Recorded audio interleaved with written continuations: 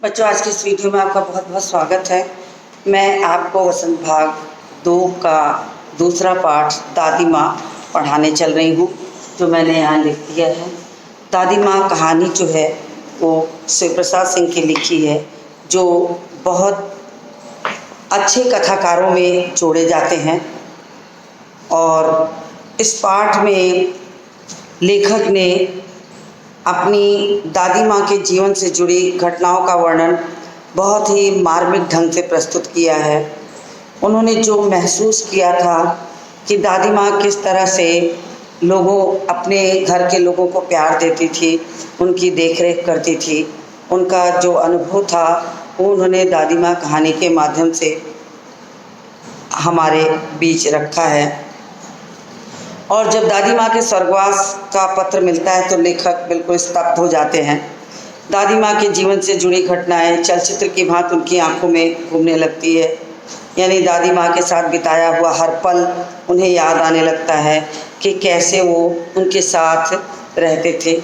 इसी बात को उन्होंने कहानी में वर्णन किया है। तो मैं कहानी का एक अंश पढ़ती हूँ, फिर आपको उसको समझाऊंगी।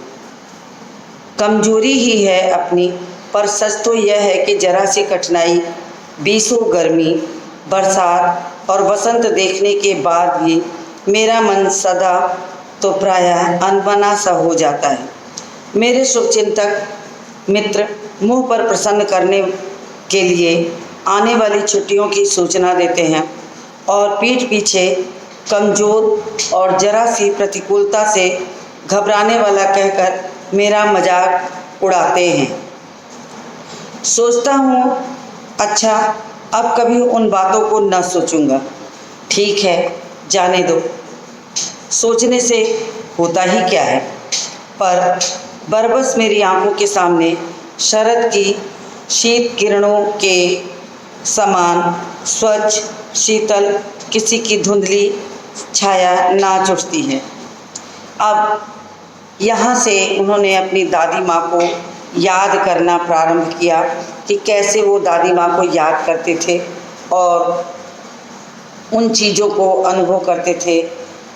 तो सबसे पहले मैं कुछ कठिन शब्द यहाँ बोर्ड पर लिख देती हूँ, आप उसको अपनी कॉपी पर लिख लीजिए।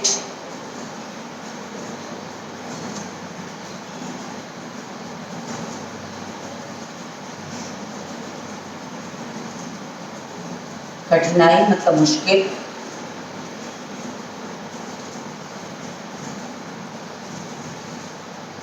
शुभचिंतक,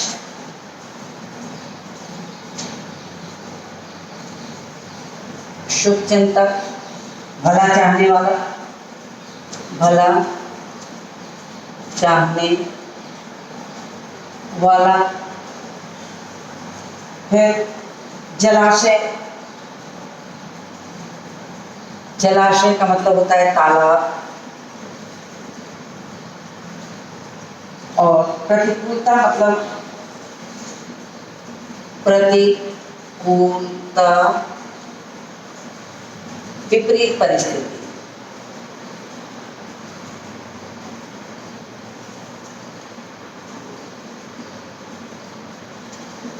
विपरीत परिस्थिति। और शरद कहते हैं सर्दी के महीने को।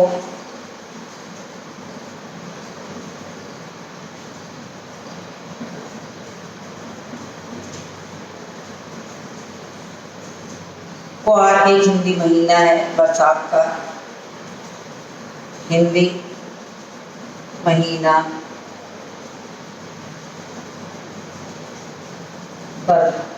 बरसात का।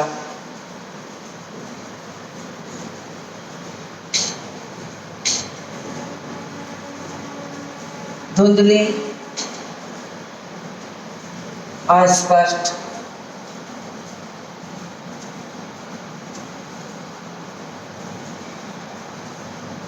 तो थोड़ा सा मैंने लिख दिया, फिर पढ़ाने के साथ साथ आपको बताती चलूंगी।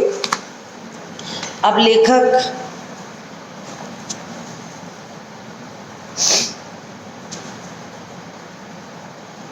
सोचता है कि कमजोरी ही है अपनी, पर सच तो यह है कि जरा सी कठिनाई पड़ते ही बीसों गर्मी बरसात बसंत देखने के बाद भी मेरा मन सदा तो प्रायः अनमना सा हो जाता है।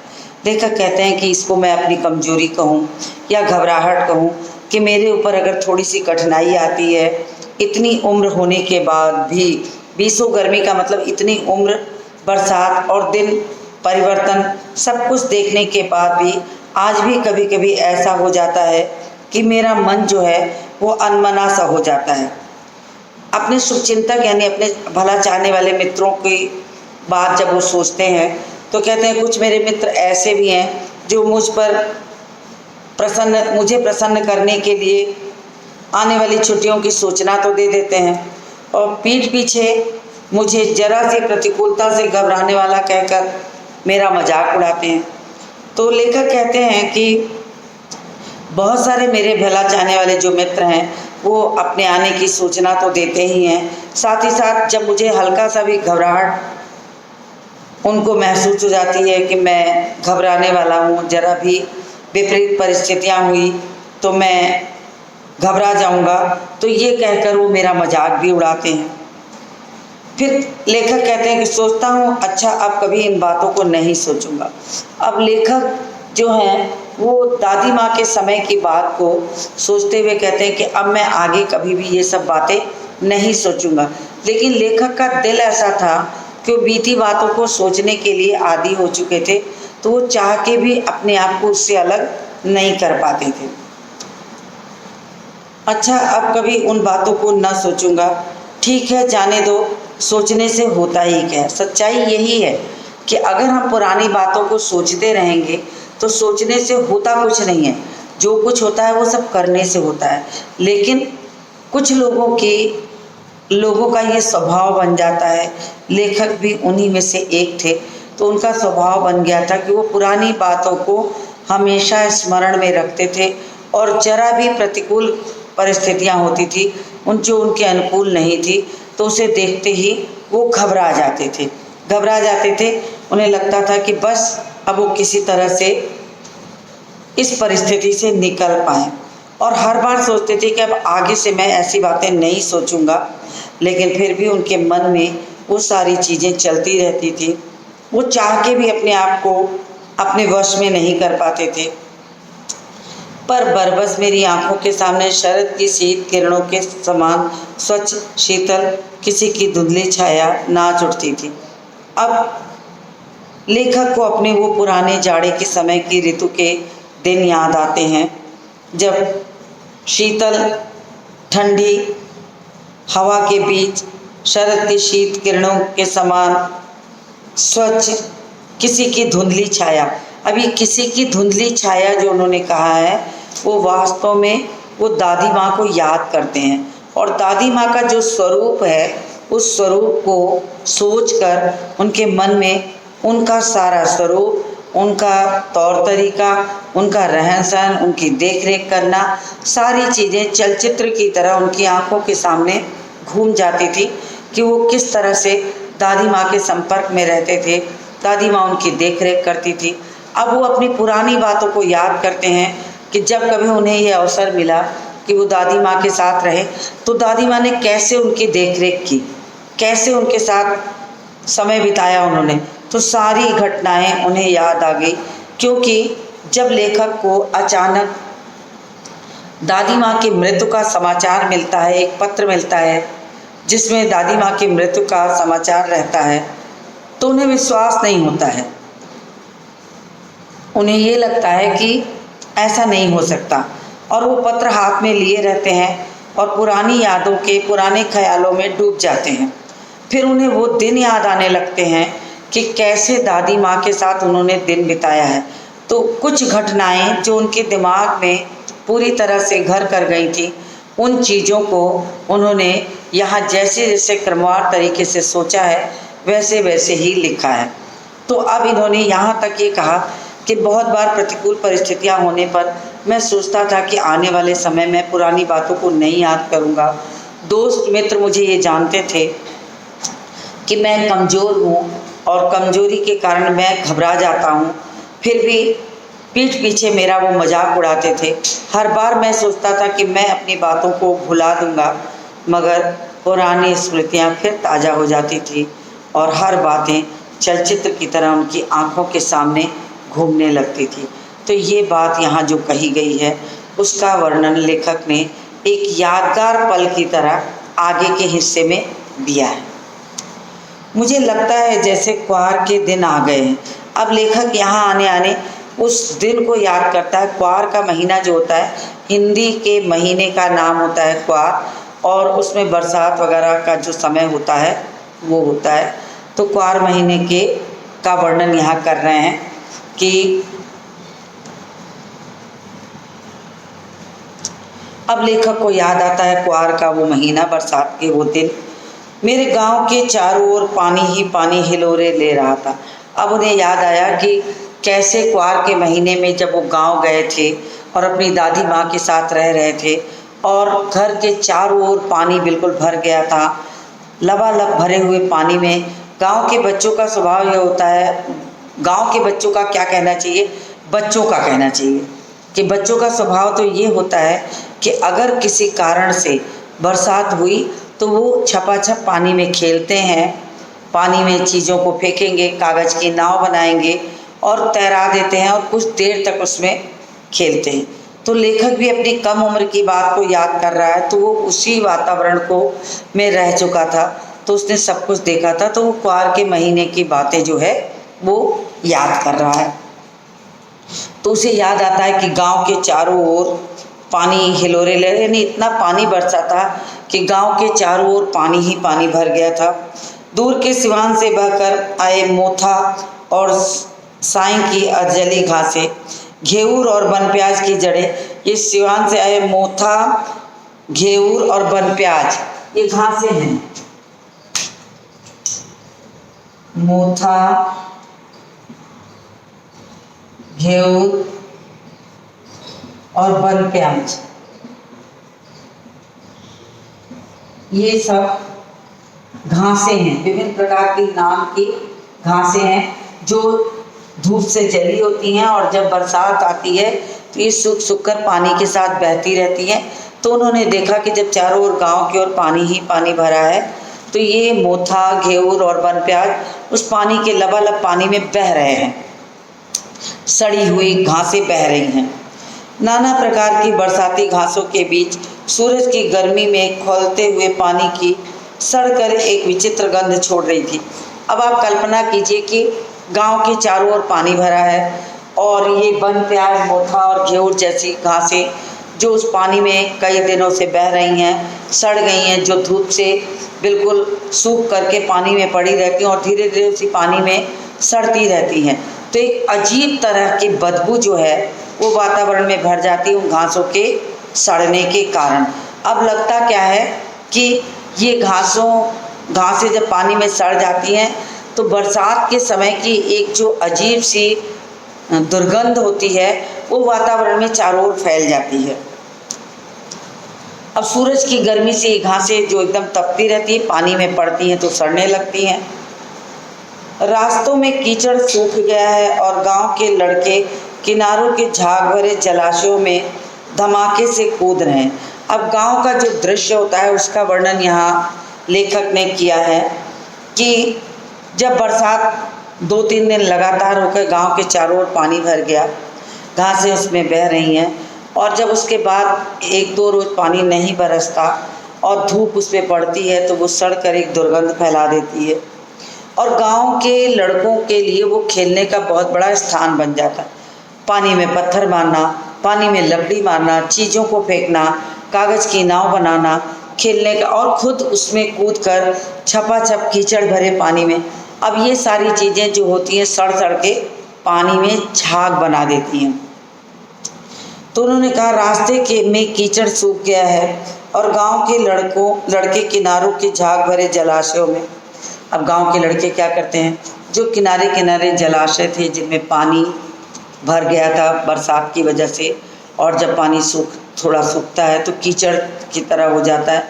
बच्चों को इन सब चीज़ों से कोई मतलब नहीं होता था कि वो पानी स्वच्छ है कि नहीं।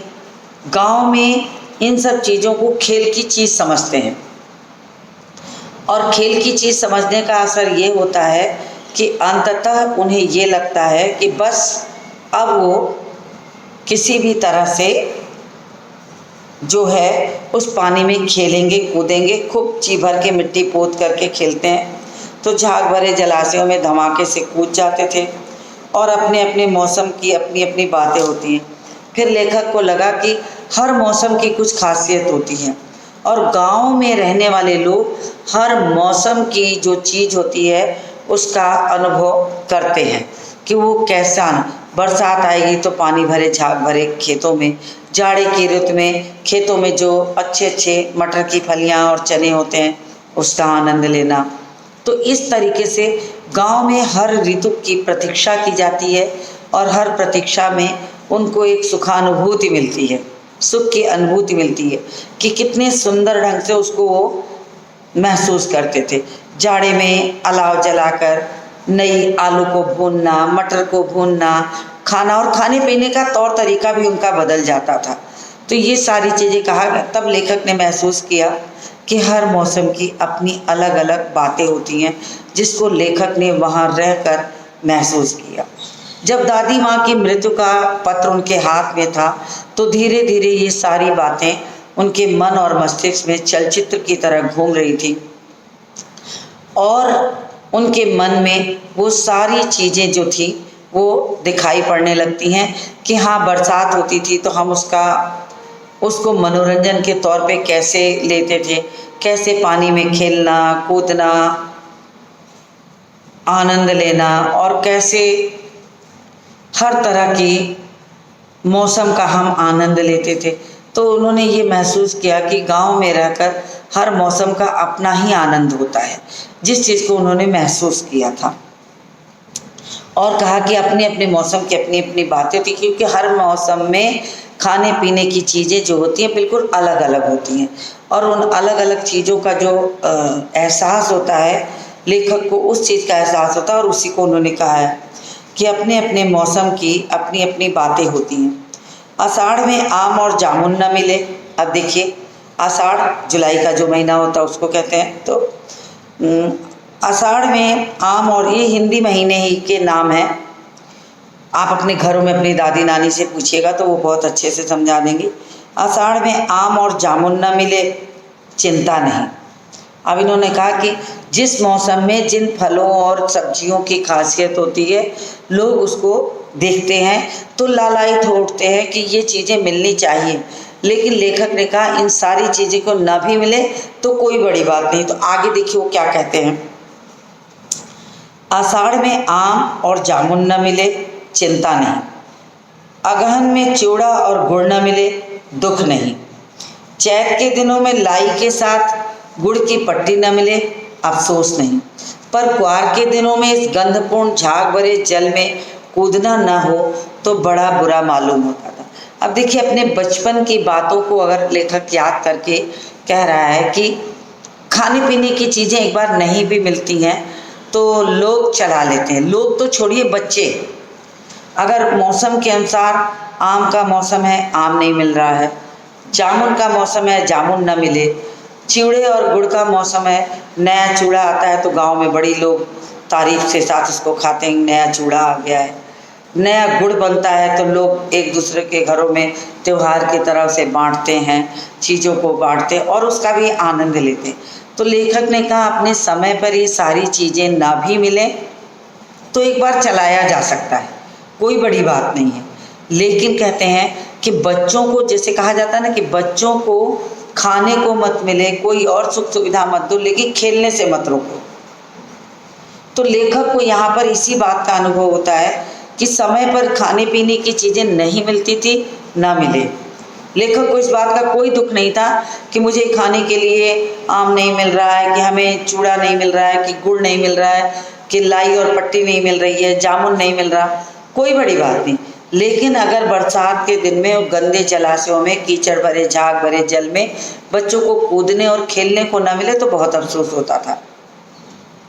उन्हें लगता था कि गांव घूमने जाने का जो सबसे बड़ा सुख है वो यही है कि सारे बंधनों से मुक्त हो जाते हैं वो, आम के बगीचों और बरसात के दिनों के तालाबों में छपाछप खेलना कूदना, कीचड़ भरे झाग में उतरना, मिट्टी से खेलना, ये सारा जो सुख होता है वो अलग तरह का सुख है।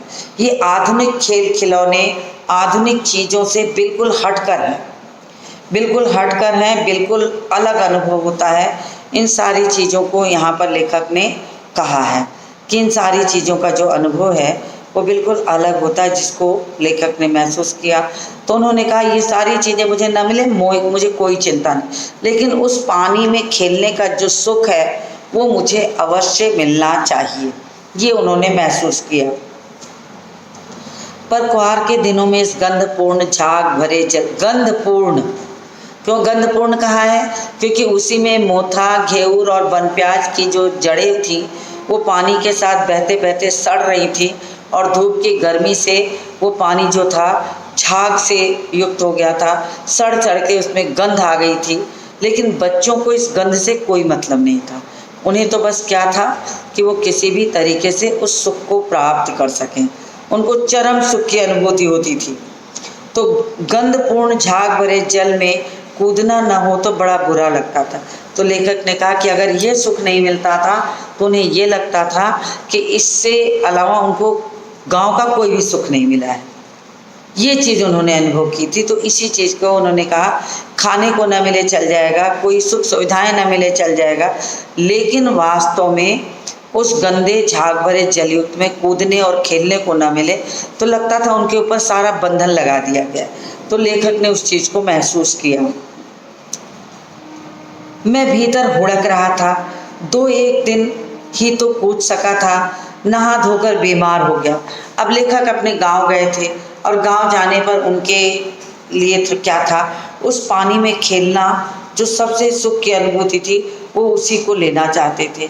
और अभी 2-4 दिन ही बीता था उस पानी में, वो खूब छपाछप पानी में खेले थे।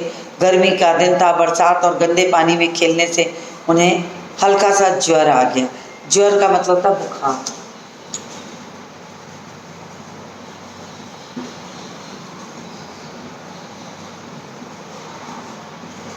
तो उनको बुखार आ जाता है। अब बुखार आ जाने पर उनको इस गंदे पानी में खेलने आदि की रोक लगा दी जाती है। अब लेखक को बहुत कष्ट होता है, उसे लगता है कि अभी तो मैंने पूरा सुख की अनुभूति ली ही नहीं थी, अभी तो कुछ ही दिन मैंने यहाँ आकर खेला कूदा और मैंने सुख अनुभव किया, लेकिन अब क्या था कि अब उनको ये सुख नहीं मिल सकता था। उन्हें हर प्रकार से उन्हें ये लगता था कि बस अब वो इस पानी में खेलने नहीं पाएंगे। और दादी माँ का बंधन था, और दादी माँ की बात का उल्लंघन करने वाला तो कोई था नहीं। अब जब लेखक को बुखार चढ़ जाता है, अब देखिए गांव घरों में अगर बुखार चढ़ जाता है तो वो तुरंत डॉक्टर के यहाँ नहीं भागते। दादी माँ ने बुखार में कैसे लेखक की देखरेख की, कैसे उन्हें उनकी सेवा की। और दादी माँ का स्वभाव ऐसा था कि वो अपने गांव के लोगों को जितना प्यार करती थी उतनी ही उन्हें देखरेख उनकी करती थी, और उन कठिन समय में उनके लिए खड़ी भी होती थी। तो यही चीज़ लेखक अनुभव करते हैं। तो कहते हैं मैं भीतर तक हुड़क रहा था। हुड़कना मतलब कसमसाना होता है।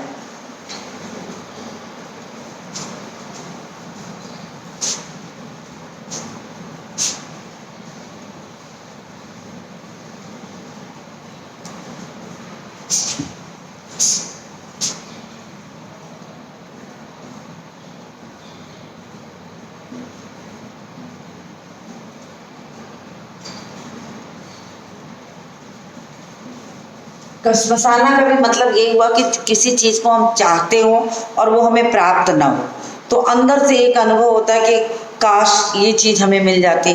जैसे घर में बच्चों को बुखार हो जाता है तो कहा जाता है तुमको ये नहीं खाना, वो नहीं खाना है, तुम्हें तेल मसाला नहीं खाना, तुम्हें इस तरह से रहना है, तुम्हें मूंग की दाल खानी है, मूंग की खिचड़ी खानी है। अब बच्चे अगर घर में कोई अच्छा चीज़ बना तो वो कसमसा जाते हैं कि काश मुझे बुखार ना होता तो मुझे भी ये मिलता। तो ये छोटी मोटी चीज़ें जो कहने में बड़ी आसान लगती हैं, लेकिन जब खुद हम इसके भुक्तभोगी होते हैं तब हमें इसकी जो तकलीफ़ है वो महसूस होती है। और महसूस होने के साथ ही साथ हम ये जानते हैं कि हमें ये जो काम है करने में बहुत कष्ट होगा। तो उनको वो हुड़क रहे थे कि अभी तो मैंने जी भर के खेला भी नहीं था कि बुखार ने घेर लिया, खुद नहा धोकर बीमार हो गया। हल्की बीमारी न जाने क्यों मुझे अच्छी लगती थी। अब देखिए उन्होंने क्या कहा है कि हल्का फुल्का बुखार होता तो घर में बड़ी सेवा होती थी। हल्का सा बुखार आ गया, आप चादर ओढ़े लेटे हो, माँ, आपके बड़े, आपकी दादी, आपकी नानी, जो भी घर में बड़े, हर कोई उधर से गुजर रहा, माथे पे हाथ रखकर अपना प्रेम प्रकट कर रहा है कि बहुत तकलीफ है, कैसी तबीयत है, हाल चाल पूछ रहा। तो अंदर से लेखक कहता है कि बड़ा अच्छा लगता था कि मेरी देख रेख लोग बहुत कर रहे हैं। तो उस हल्की सी बीमारी के पीछे जो एक प्यार घर वाले और परिवार वालों की और देख रेख मिलती थी, उससे लेखक को क्या लगता था कि उनकी सेवा शुश्रूषा की जा रही है, उन्हें बहुत प्रेम मिल रहा है। तो उन्हें क्या लगता कि ये तो बड़ी अच्छी चीज़ है, कभी कभी बुखार भी आना चाहिए। ये सोचकर उन्होंने ऐसा किया कि उस चीज़ को अनुभव किया कि अगर थोड़ा बहुत बुखार हो तो ठीक है, घर में सेवा मिलती है, अच्छा अच्छा खाने को मिलता है, चीज़ें पूछ के खिलाई जाती है कि ये खा लो, और कुछ नई चीज़ों को भी खिलाया जाता है जो रोज़मर्रा के जीवन के खान पान उससे थोड़ा हट के होता है। लेकिन जो सबसे बड़ी बात है वो ये है कि आपको उस पल में अगर कोई दूसरी चीज़ मिलती है तो ये चीज़ होता है काश मुझे बुखार ना होता तो ये मिल जाता। तो लेकिन लेखक का ये मानना रहता है कि नहीं, थोड़ा बहुत बुखार अच्छा होता है, उसमें हम आराम से लेटते हैं, न किसी की डांट सुनते हैं, न किसी की बात सुनते हैं, और हमारी देख रेख होती है। घर में दादी, नानी, माँ, भाई, बहन जो भी हैं सब आपके माथे पे हाथ रखकर सहानुभूति भी देते हैं और अच्छा अच्छा खाने को देते हैं। आप जो मांगते हैं बुखार के अनुकूल वो चीज़ें आपको बना के दी जाती कि भाई खाने को दो अच्छा, ताकि जल्दी स्वस्थ हो जाए। थोड़ा थोड़ा ज्वर हो, सर में साधारण दर्द और खाने के लिए दिन भर नींबू और साबुत। अब लेखक ने कहा कि कितना अच्छा अवसर होता है कि जब हल्का फुल्का बुखार हो, सर में हल्का सा दर्द हो, हम आराम से बिस्तर पर लेटे हों, चादर ओढ़े, हर कोई आने वाला आपसे पूछे कि क्या खाओगे, तो खाने के लिए आपको दिन भर नींबू और साबुदाना या कोई जो एक बीमार को दी जाने वाली चीज़ें होती हैं, अन्य अवसर पर तो उन्हें दिया नहीं जाता। तो ऐसा लगता है कि क्यों ना ये भी पूछ ले, ये खाओगे, मन अच्छा है कि नहीं, ये चीज़ें अच्छी लग रही। यानी आपकी देख रेख जो होती है, लेखक को वही भा गया। उन्होंने क्या कहा, उन्होंने माना ये कि अगर 2-1 दिन बुखार आता है तो मन जो होता है आराम और प्रेम और स्नेह पा करके जैसे लगता है कि ये भी किसी समय उचित होता है। तो यानी उस बुखार के कुछ दिन भी लेखक को बड़े रास आते थे क्योंकि उनके घर में बड़ी देखरेख होती थी। लेकिन इस बार ऐसी चीज़ नहीं थी जो कहा है। उन्होंने इसलिए कहा है कि वो कहते हैं कि इसलिए ऐसी चीज़ नहीं थी कि इस बार लेखक को थोड़ा ज़्यादा बुखार आ गया था। आप जो मैंने शब्द लिखा है हुड़कना, इसको लिख लीजिए। फिर इस बार क्या था कि उनको बुखार थोड़ा ज़्यादा आ गया था, तो 1-2 दिन तो बड़े आराम से गुजर जाते हैं, लेकिन जब यही बुखार ज़्यादा दिनों का हो जाता है तो बड़े कष्ट होते हैं। फिर वो अच्छा नहीं लगता, फिर वो बाहर खेलना कूदना, हर चीज़ पे रोक लगाना, खाने के लिए एक निश्चित चीज़ देना, निश्चित मात्रा देना, इधर उधर खेलने कूदने देना, सब पर रोक लग जाती है। तो लेखक कहते हैं फिर वो ज़्यादा दिन का बुखार अच्छा नहीं होता, बस 1 ही 2 दिन का अच्छा होता है। लेकिन इस बार ऐसी चीज़ नहीं थी। ज्वर जो चढ़ा तो चढ़ता ही गया। कहने का तात्पर्य कि लेखक को बहुत तेज बुखार आ गया, और जिसको गांव में जूड़ी बुखार कहते हैं, जिसको हम यहाँ पर कहते हैं मलेरिया वाला बुखार, जिसमें ठंडक दे करके बुखार लगता है। तो आप गर्मी में भी अगर ये बुखार आता है तो लोग रजाई पे रजाई ओढ़ते हैं और ठंड तब भी नहीं जाती और बदन पूरा कांपने लगता है। तो संभवतः लेखक को ऐसे ही बुखार आ गया, और चढ़ा बुखार तो चढ़ता ही चला गया, रजाई पर रजाई, और उतरा रात 12 बजे के बाद। अब क्या हुआ कि एक लंबा समय खिंच गया। सुबह से चढ़ा बुखार रात को 12 बजे जाके उतरता है। लेखक बिल्कुल उस बुखार से अंदर से टूट जाते हैं। जो उनके मन में ये अनुभूति होती थी कि कभी कभी का बुखार अच्छा होता है, वो भी जो था उनका वहम टूट गया। उन्हें ये लगने लगा कि नहीं, बुखार तो बहुत तकलीफ़ भी देता है और अंततः क्या होता है कि वो क्या करते हैं, उन्हें लगता है कि अब बुखार, एक दिन मुझे इस बार जो उन्हें बुखार चढ़ा वो इतना तेज़ चढ़ा कि तमाम रजाइयाँ डालने पर भी वो बुखार नहीं उतर रहा था, और उतरा भी कब, पूरा दिन बिताकर रात 12 बजे। तो यहाँ तक मैंने आपको पढ़ा दिया है, आप निशान लगा लीजिए। इसके बाद की चीज़ों को मैं अगले वीडियो में लेके आपसे मिलूँगी। तो आज के इस वीडियो को यहीं समाप्त करती हूँ और मिलती हूँ आपसे अगले वीडियो में।